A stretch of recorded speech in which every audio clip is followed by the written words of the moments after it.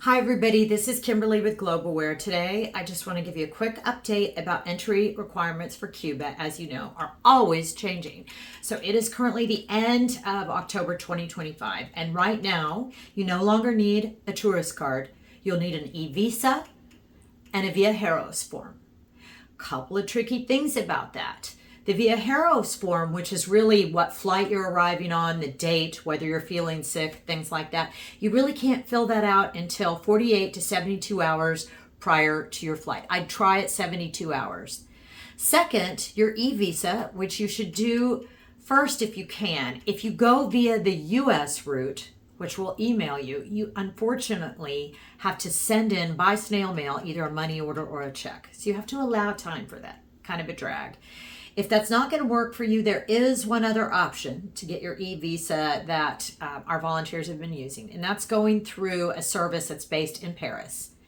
The downside of that is if you have questions or need to talk to them, they only speak Spanish and a little French, and they're 7 or 8 hours ahead, depending on where you're based. It's cheaper. It's only 22 euros as opposed to the $50 version based in US, but if you time it right, they'll give you your QR code, your e-visa, which is a QR code, on the same day you apply for it.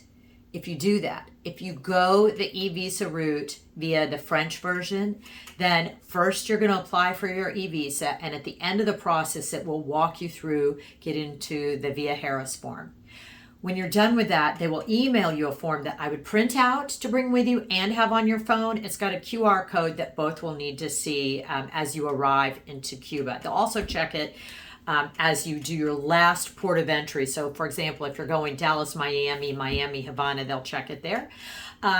Go ahead and print out the health insurance that we give you, the evidence of health insurance. They rarely ask for it, but you are legally required to have it. Now, if there's something that goes wrong with your flight, let's say, for example, right now there's a government shutdown and there are some disruptions with air traffic control. So if you missed your connection and your Viajeros form shows that you're arriving today, that's what your form shows, but you won't be arriving till the next day.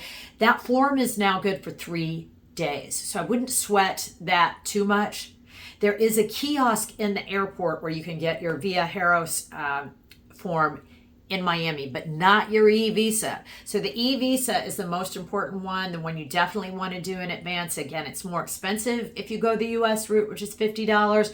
Takes a little bit longer, but they have US-based personnel if you've got questions about. If that doesn't work or you're doing it with less time to go, then you'll want to go the French route. I'm going to show you the website real quick. This is the one that their offices are based in Paris, and it's this site where they'll actually let you use an online form of payment.